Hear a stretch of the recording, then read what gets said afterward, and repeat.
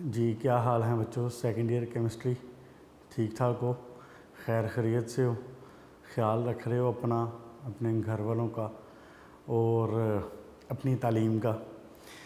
बेटा प्राइमरी इस वक्त जो आपका ऑब्जेक्टिव और प्राइमरी जो आपका इस वक्त टारगेट है ना, वो आपकी तालीम ही है। तो इसलिए इसका ख्याल रखें और कोशिश करें कि इस चीज़ को ख़ुद से अपनी ज़िम्मेदारी समझें। माँ बाप का, टीचर्स का और बाकी लोगों का कहना अपनी जगह पे ठीक होता है और वो चलता रहता है, लेकिन आप कोशिश ये करें कि इसकी ज़िम्मेदारी को ख़ुद समझें और इसको ख़ुद से यानी इसमें इनिशिएटिव लिया करें और इन चीज़ों की तरफ ख़ुद से ध्यान रखा करें। ओके जी, अल्लाह ताला आपके लिए आसानियाँ करें। ठीक है बेटा, अब जनाब Ali welcome back to inorganic chemistry. हम दोबारा से स्टार्ट करते हैं आपकी महबूब इनऑर्गेनिक केमिस्ट्री। बच्चों को वैसे इनऑर्गेनिक केमिस्ट्री ज़रा थोड़ी सी मुश्किल लगती है इक्वेशंस की वजह से, बल्कि मुझे आ रहे थे बच्चों के क्वेश्चंस भी कि इक्वेशंस के बारे में क्या किया जाए।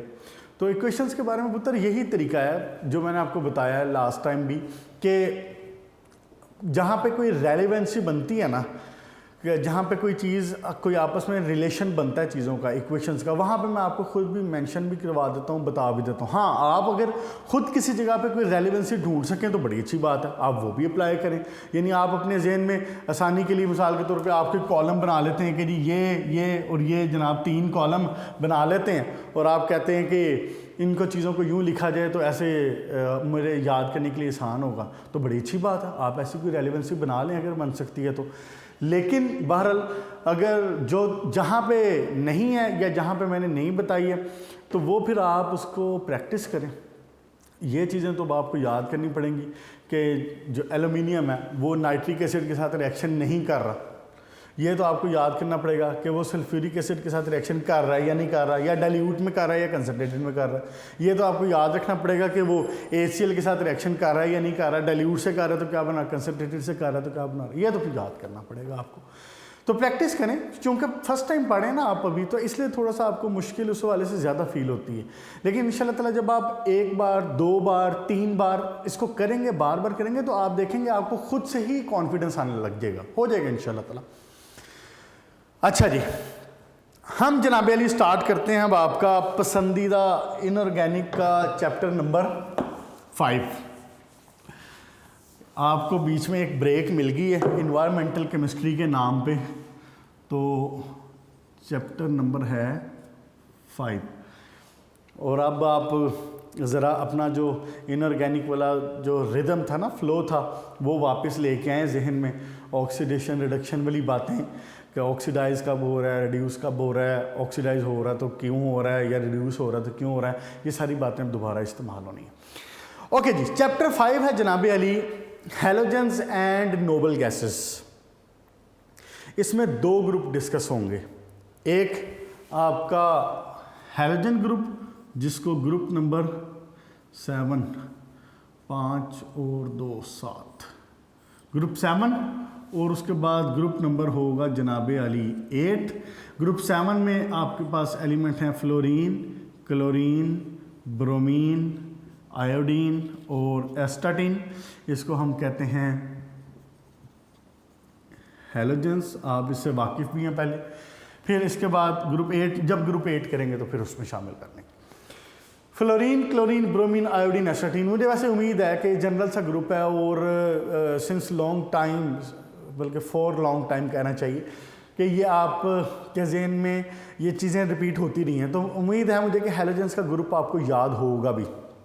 बहरहाल अगर नहीं याद तो फिर आप इसको याद कर लें। जैसा कि मैंने आपको पहले के पीरियोडिक टेबल का सारे का कहा हुआ है, आप उसको याद कर लेंगे तो उसमें इंशाल्लाह ताला आपके लिए आसानी होगी। फ्लोरीन, क्लोरीन लिख दूँ एक बार, वैसे जनरल से एलिमेंट हैं फ्लोरीन, क्योंकि ये वाले ऐसे एलिमेंट हैं जो आप लोग ना अरसा दराज से 8वीं 9वीं जमात से इसको पढ़ते आ रहे हैं। फ्लोरीन, क्लोरीन, ब्रोमीन, आयोडीन और एस्टाटीन। ठीक हो गया बेटा। अच्छा जी, इस चैप्टर में we will be discussing fluorine और क्लोरीन ज़रा ज़्यादा डिस्कस होगा। ब्रोमीन और आयोडीन को हम जनरली सिर्फ कुछ एक रिएक्शंस में देखेंगे, और एस्टाटीन डिस्कस नहीं होगा। एस्टाटीन एक रेडियो एक्टिव एलिमेंट है और इसकी जो रेजिडेंस टाइम है ये भी बहुत कम है। जैसा कि पेज नंबर 79 पे, आप इसको अंडरलाइन भी कर लें, पेज नंबर 79 पे जो पहला पैराग्राफ है, इसकी हाफ़ लाइफ जो है वो 8.3 और है, सिर्फ 8.3 घंटे, 8.3 आवर्स। क्लियर हो गया जी? तो इसको एमसीक्यूज़ के लिए ज़हन में रख लें। एस्टाटीन की हाफ़ लाइफ क्या है? 8.3 आवर्स। तो एस्टाटीन हम डिस्कस नहीं करेंगे, हम डिस्कस करेंगे सिर्फ फ्लोरीन, क्लोरीन और किसी हद तक ब्रोमीन और आयोडीन विद रिलेशंस डिस्कस होगा। उसके बाद इस चैप्टर में फिर ग्रुप 8 की तरफ जाएंगे हम, और ग्रुप 8 में फिर हम जो नियॉन, आर्गॉन, क्रिप्टॉन, इनके फिर जीनॉन, उसके कुछ कंपाउंड्स देखेंगे। मेन ये चैप्टर जो है ना, ये आपका ग्रुप 7 का ही है मेन। जो ग्रुप 8 के टॉपिक्स डिस्कस होंगे वो बड़े थोड़े से हैं, सिर्फ 2-3 पेजेस के अंदर वो कवर हो जाएगा। चलें जी, आए अब इसको बाकायदा स्टार्ट करते हैं और बिस्मिल्लाह करते हैं जनाब अली। ग्रुप नंबर 7 के elements fluorine, chlorine, bromine, iodine और एस्टाटीन। अच्छा जी, अच्छा होगा वैसे कि आप जहन में एक बार अगर पिछले एलिमेंट्स को दोहरा लें, पिछले एलिमेंट्स को भी एक बार दोहरा लो। ग्रुप 1, 2, 3, 4, 5, 6, 7, देखें आहिस्ता आहिस्ता करते करते हम ग्रुप 7 तक पहुंच गए हैं। और आप समझ लें कि अगर आपने ये याद किए ना एलिमेंट्स, तो करीब करीब हाफ पीरियोडिक टेबल आपने याद कर लिया, आधा पीरियोडिक टेबल आपने याद कर लिया। हाँ जी, इसमें जनाब अली बात क्या है? आप बात ये है, इनको हैलोजेंस कहते क्यों हैं? इनको हैलोजेंस कहते हैं क्योंकि these are salt formers. Salt formers, halogen, halo मतलब सॉल्ट और जेंस मतलब फॉर्मर्स। Halogens salt former. ये ग्रुप अल मशहूर salt former, sodium chloride, potassium chloride, potassium iodide, sodium iodide, इन हवाले से ये ज़्यादा famous, calcium chloride, magnesium chloride, ये सारा, और ज़्यादा एफिनिटी रखता है ये एस ब्लॉक के साथ, उनके साथ मिलकर कंपाउंड बनाता है और सॉल्ट्स बनाया करता है। ठीक हो गया। उसके बाद जनाब अली बात ये है कि इस ग्रुप के एलिमेंट्स में बाकी जो ट्रेंड है ना, अब हम आज चूँकि इंट्रोडक्शन का है सिर्फ लेक्चर, तो इंट्रोडक्शन पे बात करते हैं आज जनरल सी। बाकी जो इसके एलिमेंट्स, इसके जो हैं प्रॉपर्टीज़, वो बड़ी खूबसूरती के साथ तब्दील होती हैं। अभी मैं टेबल डिस्कस करता हूँ आपके साथ, आप देखेंगे कि इलेक्ट्रोनेगेटिविटी वगैरह और जनाब इलेक्ट्रॉन अफिनिटी वगैरह और मोस्टली इनके अंदर जो है ना वो इरेगुलरिटी नहीं है। सिर्फ फ्लोरीन एक ऐसा एलिमेंट है। अब देखें, फ्लोरीन की तो मजबूरी है ना जी कि उसने तो ये काम करना ही करना है। क्यों? वाई? कोई बच्चा बता सकता है कि फ्लोरीन अगर डिफरेंट रवैया रखता है तो इसकी क्या मजबूरी हो सकती है? इसकी वही मजबूरी है जो हम पिछले सारे चैप्टर्स में पढ़ते आ रहे हैं, peculiar behaviour. First element of the group is different, is having the different properties, having the different characteristics from the other elements of the same group. पहला एलिमेंट मुख्तलिफ है। तो एलिमेंट वो फ्लोरीन के जो मजबूरी है इस लिहाज से, पेक्युलर बिहेवियर रखने के लिहाज से, वो उसकी मुख्तलिफ, लेकिन बाकी सारी चीज़ों में आप देखेंगे बड़ी खूबसूरती से बड़ा रेगुलर एक ट्रेंड चलता है। अभी डिस्कस करते हैं टेबल। लेकिन एक इस ग्रुप में डिफरेंट बात है, और वो भी छोटी सी बात। वो क्या? कि फ्लोरीन, क्लोरीन, ये दोनों हैं gas. Fluorine, chlorine, bromine is a liquid और iodine is a solid. Fluorine और क्लोरीन गैस हैं, ब्रोमीन एक लिक्विड है और आयोडीन एक सॉलिड है। मुझे पता है मेरे अच्छे बच्चों ने ये बात पढ़ी हुई है। कहाँ पढ़ी है आपने ये बात? आपने ये बात पढ़ी है फर्स्ट ईयर में, जहाँ पे आपने ये देखा था कि जो लिक्विड वाला चैप्टर है, जहाँ पे आपने देखा था कि इंटरमॉलिक्यूलर फोर्सेस कैसे चेंज होती हैं, वंडर वाल forces, dipole dipole interaction, dipole induced dipole forces, याद आया? वहाँ पे आपने बात पढ़ी थी कि फ्लोरीन क्लोरीन लिक्विड है, सॉरी गैस है, bromine is a liquid, iodine is a solid. और ऐसा क्यों है, ये वाली बात जो अभी आप फर्स्ट ईयर में बात कर रहे हो, जो आप पढ़ के आए हो, ऐसा क्यों है? ऐसा इसलिए है कि फ्लोरीन और क्लोरीन में वीक इंटरमॉलिक्यूलर फोर्सेस होती हैं। इंटरमॉलिक्यूलर फोर्सेस में वीक है, इसमें लेस पोलराइजेबिलिटी है, पोलराइजेबिलिटी है। इसके अंदर वीक इंटरमॉलिक्यूलर फोर्सेस हैं, इसके अंदर वीक कह रहा हूं, मॉडरेट इंटरमॉलिक्यूलर फोर्सेस हैं, मॉडरेट पोलराइजेबिलिटी है। इसके अंदर स्ट्रॉन्ग इंटरमॉलिक्यूलर फोर्सेस हैं, स्ट्रॉन्ग पोलराइजेबिलिटी है। ये शॉर्ट क्वेश्चन है, ध्यान में रख लो।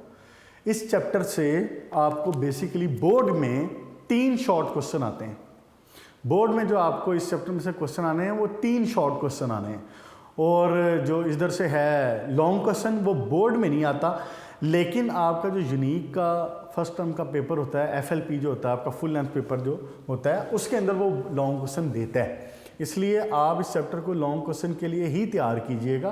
बोर्ड के करीब जाके चलें ठीक है, उसमें से शॉर्ट क्वेश्चन के हवाले से देख लेंगे जब हम सिलेक्टिव काइंड ऑफ स्टडी कर रहे होंगे बोर्ड के करीब जाके, लेकिन अभी लॉन्ग क्वेश्चन के हवाले से देखें, क्योंकि यूनिक के फर्स्ट टर्म के पेपर में लॉन्ग क्वेश्चन उसने देना ही देना है हर चैप्टर में से।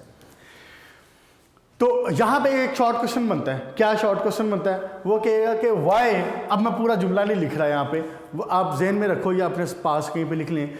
वो कहेगा कि why fluorine chlorine is a gas. वो ये भी कह सकता है कि why bromine is a liquid.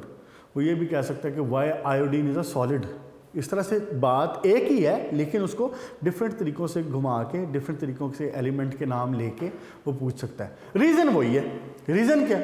Fluorine chlorine में वीक इंटरमॉलिक्यूलर फोर्सेस और पोलराइजेबिलिटी लेस है। ब्रोमीन में मॉडरेट पोलराइजेबिलिटी, ब्रोमीन में मॉडरेट IMF है, इंटरमॉलिक्यूलर फोर्सेस। और उसके बाद जब हम उसकी बात करते हैं आयोडीन की, तो हम कहेंगे कि it has strong IMF, it has strong polarisability. Clear होगी बात? याद है ना कौन से इसके अंदर फोर्सेस थे? London dispersion forces, dipole induced dipole forces. याद आया? फर्स्ट ईयर का चैप्टर 4 का पहला दूसरा टॉपिक। क्लियर होगी जी बात? ओके। उसके बाद शुरू में इंट्रोडक्शन की जो बातें ना, ये जस्ट यानी पॉइंट्स में मैं आपको कुछ एक बताता जा रहा हूँ। यही चीज़ें इन्हीं सारी पैराग्राफ्स में लिखी हुई हैं, जो कि सामने बड़े बड़े से पैराग्राफ बने हुए हैं। इनके अंदर यही बातें MCQs और शॉर्ट क्वेश्चन के हवाले से। अच्छा, फिर एक और बात, इस जो ग्रुप है उसकी खसूसियत होगी, वो क्या? डाई एटॉमिक फॉर्म में अवेलेबल हुआ करेंगे हमेशा। F2 Cl2 Br2 I2 हमेशा diatomic form. Fluorine molecule, chlorine, bromine, iodine diatomic form में हो, मोनो एटॉमिक फॉर्म में नहीं होंगे। ये मोनो एटॉमिक फॉर्म में एग्जिस्ट नहीं कर सकते। क्यों नहीं कर सकते? Due to their small size. जो स्मॉल साइज के एलिमेंट्स होते हैं वो मोनो एटॉमिक फॉर्म में स्टेबल नहीं होते। उनका साइज इतना छोटा होता है तो वो मोनो एटॉमिक फॉर्म में स्टेबल नहीं रह सकते। वो जैसे क्या उसको कहते हैं कि कोई समझ, जैसे लड़कियां होती हैं ना, जैसे गर्ल्स होती हैं, तो वो कोशिश उनकी ये होती है कि अगर कहीं जाना ना तो अकेली क्या जाना, चलो 2 पेयर बना के चले जाओ। बाजार जाना, अच्छा चलो ठीक है साथ दोस्त को भी ले लो, अच्छा चले ठीक है साथ बहन को ले लें। पेयर बना के 2 की फॉर्म में जाना पसंद करती हैं। तो इसी तरह आप समझ लें कि फ्लोरीन क्लोरीन जो हैं ये बेसिकली लेडीज़ ग्रुप है हमारे पीरियोडिक टेबल का। ओके जनाब। अच्छा, फिर एक और बात, अब ये जो इसको भी अंडरलाइन करें, बल्कि आप इसको ज़हन में रखें। पेज नंबर 79 पे जो सेकंड पैराग्राफ की सेकंड लाइन है, फ्लोरीन और क्लोरीन का कलर क्या होता है? फ्लोरीन जो है ये येलोइश गैस है। फ्लोरीन क्या है? येलोइश। क्लोरीन की कलर जरा ग्रीनिश येलो टाइप होता है, और ब्रोमीन का कलर रेडिश ब्राउन इसके करीब करके होता है, और लास्ट में आता है आयोडीन, इसका मेटालिक होता है, मेटालिक टाइप का ही होता है, ग्रे से कलर का। एमसीक्यूज, फ्लोरीन का colour yellowish pale yellow type होता है, ये जरा जैसे वो कहते हैं ना जर्द जर्द सा colour. Chlorine greenish yellow, reddish brown, और मेटालिक ग्रे हो गया आयोडीन का। क्लियर होगी जी बात? ओके। ऑर्डर इनका इरिटेटिंग होता है, स्मेल इनकी ज़रा इरिटेटिंग होती है, और उसके बाद हम आते हैं अब जनाब अली इलेक्ट्रॉनिक कन्फिग्रेशन के ऊपर। बताएं जी क्या इलेक्ट्रॉनिक कन्फिग्रेशन होगी इस ग्रुप की? ग्रुप 7 इलेक्ट्रॉनिक कन्फिग्रेशन क्या होनी चाहिए बताएं बेटा। इसकी इलेक्ट्रॉनिक कन्फिग्रेशन होती है NS2NP5, NS2NP5। बात समझ आई? क्या समझ आई? आपको पीछे से पढ़ते चले आ रहे हैं आप ग्रुप 1 से। ग्रुप 1 में क्या थी? उसमें इलेक्ट्रॉनिक कन्फिग्रेशन NS1, फिर NS2 हुई, फिर NS2NP1, फिर जो P2, फिर P3, फिर P4, फिर P5, ग्रुप 7। और जब लास्ट पढ़ोगे ग्रुप उसमें नोबल गैसेस में तो P6 कंप्लीट। क्लियर? अच्छा, ओपन करके लिखूं जरा। अगर लेट से चलें एक एग्जांपल ले लेते हैं हम। लेट से हम ले लेते हैं जनाब अली फ्लोरीन की एग्जांपल ले। फ्लोरीन में 9 इलेक्ट्रॉन होते हैं, 1s2, 2s2, 2p5, 5 और 2 7 और 2 9। जब आप इस P को ओपन करके लिखें तो px, py, pz, 2 इलेक्ट्रॉन इधर, 2 इलेक्ट्रॉन इधर, 1 इलेक्ट्रॉन इधर। All okays. देखें और बताएं इसको कितने बॉन्ड बनाने चाहिए। नहीं, ये चीज़ें अब आपको पता होनी चाहिए, देख के पता चलना चाहिए। इसको कितने बॉन्ड बनाने चाहिए? इसको सिर्फ एक बॉन्ड बनाने की ज़रूरत है। एक इलेक्ट्रॉन एक्सेप्ट करता है, और फ्लोरीन, क्लोरीन, ब्रोमीन, आयोडीन जो हैं ये एक इलेक्ट्रॉन एक्सेप्ट करके -1 वैलेंसी ले लेते हैं। क्या वैलेंसी ले लेते हैं? -1। लेकिन इनकी ऑक्सीडेशन स्टेट चेंज हो सकती हैं। मैं अभी आपको बताता हूँ, आगे टेबल में डिस्कस करते हैं, वहाँ पे साथ ऑक्सीडेशन स्टेट में डिस्कस हो जाएंगी। ओके जनाब अली, नेक्स्ट पेज पे तशरीफ़ लाएं ज़रा। एक लाइन मैं यहाँ पे भी मार्क करवाना चाह रहा हूँ। सेकंड पैराग्राफ, पेज नंबर 80 का सेकंड पैराग्राफ देखें ज़रा। वो कहता है कि जी the electron affinity value of halogen are large and negative, that is why halogen gain electron easily. इसके अगली वाली लाइन देखें, they have large positive standard electrode potential. इसका क्या मतलब है जनाब? दसो। They have large positive standard electrode potential, chapter 10 first year का electrochemical series. Standard electrode potential क्या होता है जनाब? How do we measure the standard electrode potential? बेटा उम्मीद तो है कि क्लियर होगा, अच्छे बच्चे हैं आप सारे, और पीछे भी ये बातें डिस्कस होती जा रही हैं, लेकिन चूंकि यहाँ पे ये लफ्ज़ आया तो इसलिए मैं दोबारा बता रहा हूँ। स्टैंडर्ड इलेक्ट्रोड पोटेंशियल का मतलब है the potential of N electrode which is measured against the she. हाँ जी, शी क्या है? Standard hydrogen electrode. Standard hydrogen electrode. हमने क्या किया था चैप्टर 9 उसमें, चैप्टर 10 में फर्स्ट ईयर के, हमने एक गैल्वानिक सेल बनाया था और हमने एक एलिमेंट को एक साइड पे रखा था और दूसरी साइड पे हमने एक रेफरेंस इलेक्ट्रोड बनाया था, याद आया? यहाँ पे एक रेफरेंस इलेक्ट्रोड बनाया था। इस रेफरेंस इलेक्ट्रोड को आप कह रहे थे ये शी है, स्टैंडर्ड हाइड्रोजन इलेक्ट्रोड, और इस तरफ आपने कोई भी दूसरा एलिमेंट रखा था, दरमियान में आपने सॉल्ट ब्रिज लगाया था और दूसरी तरफ आपने कोई भी एलिमेंट रखा था जिसका आपने इलेक्ट्रोड पोटेंशियल मेजर करना था। अब इसने वर्ड यूज़ किया यहाँ पे, कहता है पॉजिटिव स्टैंडर्ड इलेक्ट्रोड पोटेंशियल।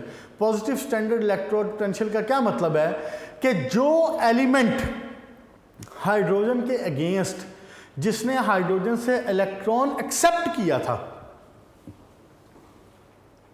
जिसने हाइड्रोजन से इलेक्ट्रॉन एक्सेप्ट किया था, कान खोल के बात सुनो, जो खुद रिड्यूस हुआ था और उसने हाइड्रोजन को ऑक्सीडाइज किया था। मैं दोबारा जुमला बोल रहा हूं, ध्यान रखें इस बात पे। जिसने क्या किया था? खुद रिड्यूस हुआ था, यानी इलेक्ट्रॉन एक्सेप्ट किया था। गेन इज रिडक्शन, याद आया? GR, gain is reduction. जिसने खुद इलेक्ट्रॉन एक्सेप्ट किया था, इलेक्ट्रॉन एक्सेप्ट करने की वजह से खुद क्या हुआ था? रिड्यूस हुआ था और हाइड्रोजन को क्या किया था? ऑक्सीडाइज किया था। इसको हम पॉजिटिव वैल्यू से शो करते हैं। व्हेन देयर इज रिडक्शन, हम उसको पॉजिटिव से शो करते हैं, इसलिए उसने वर्ड यूज किया है positive standard electrode potential. It means halogens will be reduced. जब आप बात याद, ई नॉट याद है ना? आप इक्वेशन ई नॉट पढ़ी थी, आप ई नॉट लिखा होता था, ई नॉट की वैल्यू कि, तो क्या था इसका मतलब कि अगर ई नॉट की वैल्यू पॉजिटिव होगी तो इसका मतलब है एलिमेंट क्या होगा? रिड्यूस हुआ होगा, और अगर ई नॉट की वैल्यू नेगेटिव होगी तो एलिमेंट ऑक्सीडाइज हुआ होगा। इसलिए उसने कहा है कि they have positive standard electrode potential, it means they will be reduced. तो for your information, halogens are strong, halogens have strong oxidizing agent. Halogens are strong oxidizing agents. They have high reduction potential. बात clear होगी? क्या मैंने कहा है? Halogens have high reduction potential. It means they are strong oxidizing agent.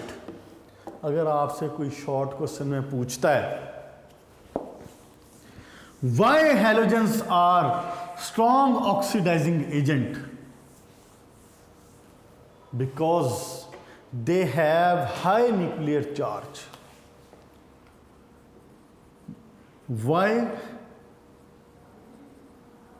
halogens are strong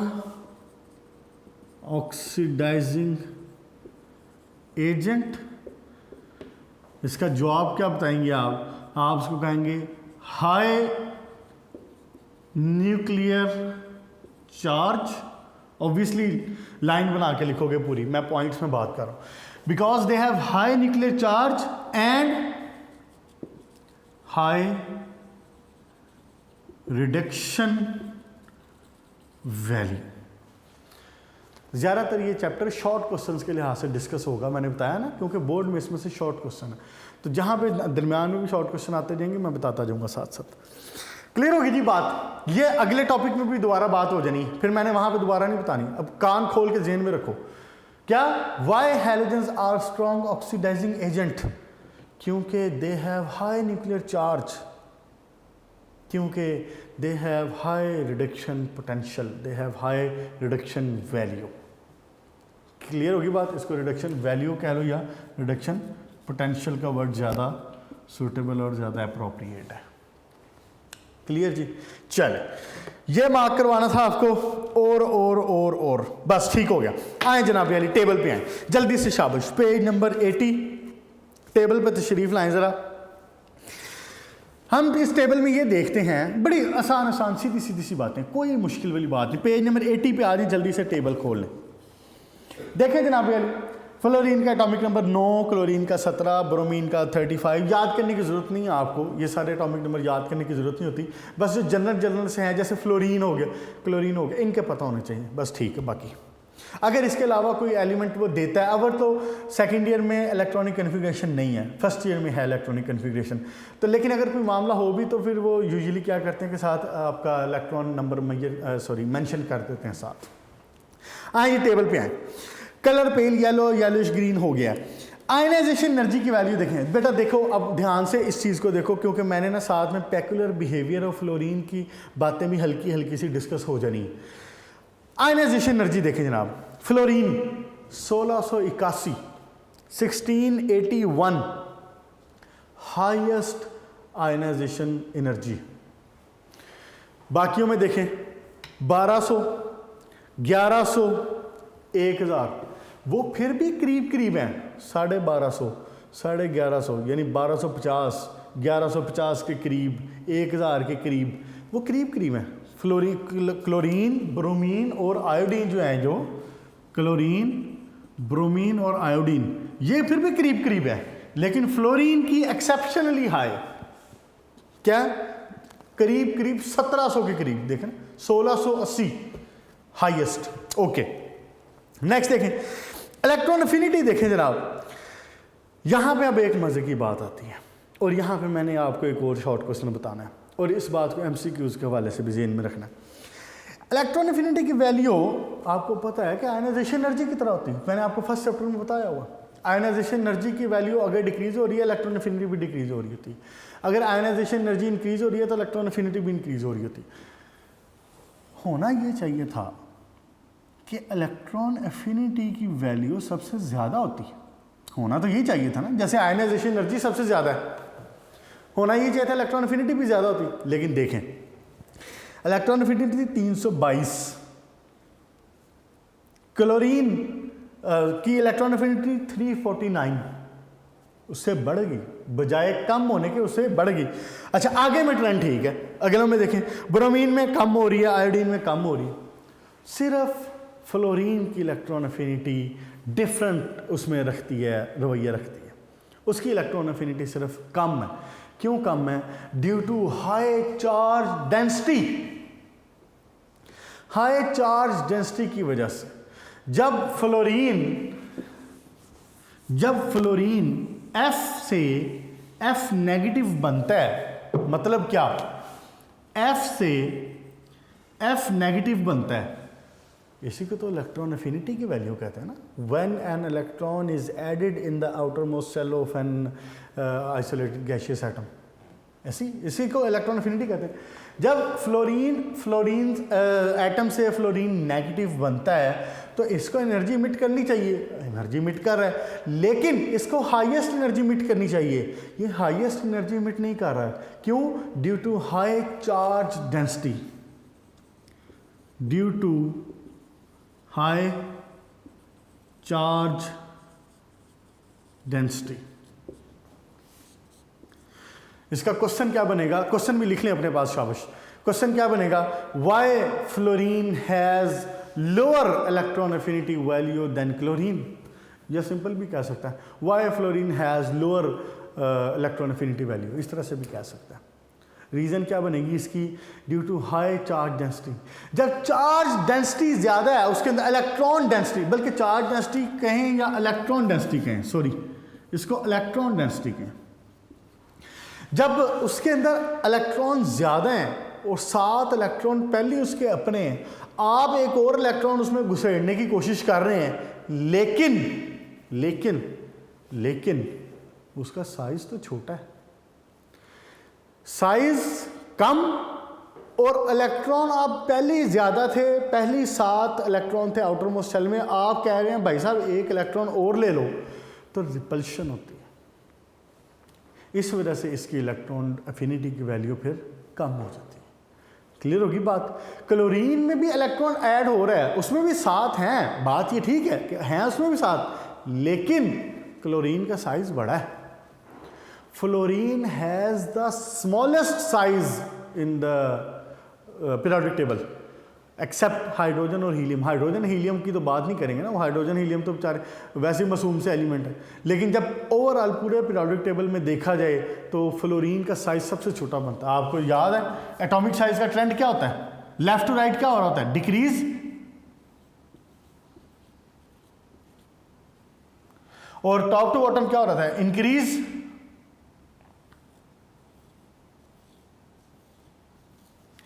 यही बात बनेगी, top to bottom increase. ये जरा प्यारा नहीं बना, इसको जरा प्यारा बना देते हैं ऐसे।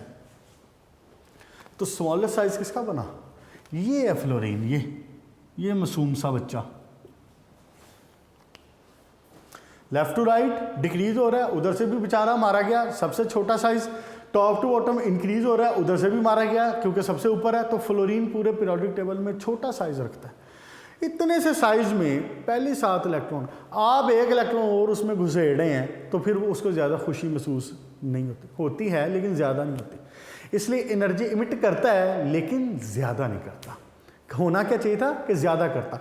तो इसलिए हम ये कहते हैं कि fluorine has low electron affinity value. वो इसलिए कि उसका जो चार्ज डेंसिटी है वो इलेक्ट्रॉन डेंसिटी है वो हाई है, इलेक्ट्रॉन डेंसिटी ज़्यादा है। ओके जी, नेक्स्ट देखें जनाब।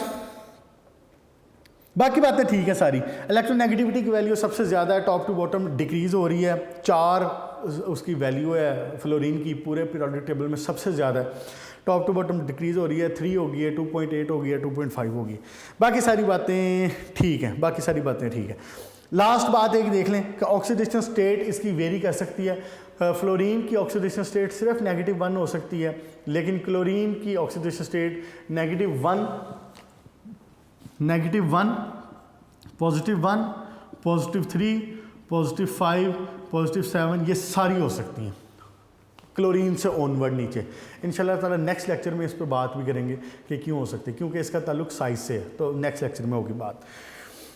ओके जी, ठीक है। उसके बाद जनाब अली अकरेंस में आपने क्या देखना है कि, और ख़ास इसमें कोई बात नहीं है, ये आपको मैंने बता दिया कि डायटोमिक फॉर्म में होते हैं, वो मोनोटोमिक फॉर्म में मौजूद नहीं हो सकते, और किसी भी सूरत में वो अकेले एलिमेंट, अकेले एटम की फॉर्म में नहीं रह सकते। इलेक्ट्रॉन एक्सेप्ट करेंगे, अपने ऊपर नेगेटिव चार्ज लेंगे। ये बातें जनरल सी हैं। आगे करने वाली बात क्या है, 81 पेज के ऊपर आपने जो इसके करने हैं मिनरल्स, इसकी ओर्स, एक दफ़ा मैं पढ़ लेता हूँ बेटा, इसको याद कर लेना। आज हमने और बहुत चीज़ें ख़ास कोई नहीं पढ़ी हैं, शॉर्ट क्वेश्चन थे 2-4 सिर्फ, तो बाकी रीडिंग कर लेना इस पूरे 2 पेजेस की MCQs और शॉर्ट क्वेश्चन के हवाले से। तो इसके अलावा इसलिए मैं कह रहा हूँ कि आज चूँकि वक्त है तो आज आप ये भी कर लेना साथ में। 6 इसकी बेसिकली ओर्स हैं, देखें ज़रा, एक दफ़ा पढ़ देता हूँ। फ्लोरोस्पोर, क्रायोलाइट, फ्लोरापेटाइट, क्लोरीन में halite, carnallite, bromine, brine well होते हैं, जैसे वो सॉल्टी वेल होते हैं, जैसे सॉल्टी कुएँ, नमक वाले कुएँ। सी वाटर बिल्कुल नमक से भरा हुआ है। Sodium bromide, KBr, magnesium bromide इंतहाई आसान, ये जनरल सी हैं, करने की ज़रूरत भी नहीं। आयोडीन, NaIO3 और NaIO4, इसके अलावा डिपॉजिट इसके हो सकते हैं इन चिली ब्राइन वेल्स। जो करने वाली मेन है वो ऊपर वाली 6 हैं, और ये आई भी हुई हैं बोर्ड में पहले। ये जो है ना फ्लोरोस्पार वाली और कार्नालाइट, ये पूछी हुई है उसने बोर्ड में। ठीक है बेटा, इसको यहाँ तक रखें। आज हमने क्या पढ़ा है, आज हमने जनाब अली चैप्टर नंबर 5 आपका स्टार्ट किया है। चैप्टर नंबर 5 में फर्स्ट विल बी डिस्कसिंग इंशाल्लाह हैलोजेंस, और हैलोजेंस में फ्लोरीन और क्लोरीन पे मेन बात होगी। और हमने ये देखा है कि फ्लोरीन और क्लोरीन वगैरह जो हैं, इनकी जो इलेक्ट्रॉनिक कन्फिग्रेशन है वो 1 इलेक्ट्रॉन लेस दैन जिस नोबल गैस है, 1 इलेक्ट्रॉन की कमी होती है, इसलिए दे रेडिली एक्सेप्ट 1 इलेक्ट्रॉन, और इसीलिए वो मोनोटॉमिक फॉर्म में नहीं रह सकते, हाईली रिएक्टिव होते हैं यूजुअली ये सारे के सारे, और डायटोमिक फॉर्म में रहते हैं फिर। और जनाब अली और क्या बात हुई है, इलेक्ट्रॉन अफिनिटी की वैल्यूज़, आयनाइजेशन एनर्जी की वैल्यूज़ हायर हैं। फिर बीच में शॉर्ट क्वेश्चन 1-2 आए थे जहाँ पे हमने बात की कि फ्लोरीन की इलेक्ट्रॉन अफिनिटी की वैल्यू कम क्यों है क्लोरीन से, due to high electron density. और इसके अलावा एक शॉर्ट क्वेश्चन पहले बात हुई थी, उसमें क्या हुआ था कि why it has high oxidising powers, तो वो हमने बात की कि क्योंकि इसका रिडक्शन पोटेंशियल ज़्यादा होता है। और क्या, चलें बस इतना सही है, इसको यहाँ तक बेटा याद कर लें अच्छे तरीके से। नेक्स्ट इंशाल्लाह ताला कल हम पेज नंबर 81 पे पेकुलर बिहेवियर ऑफ फ्लोरीन से स्टार्ट करेंगे। अपना ख्याल रखिएगा, इजाज़त दें, गुड लक।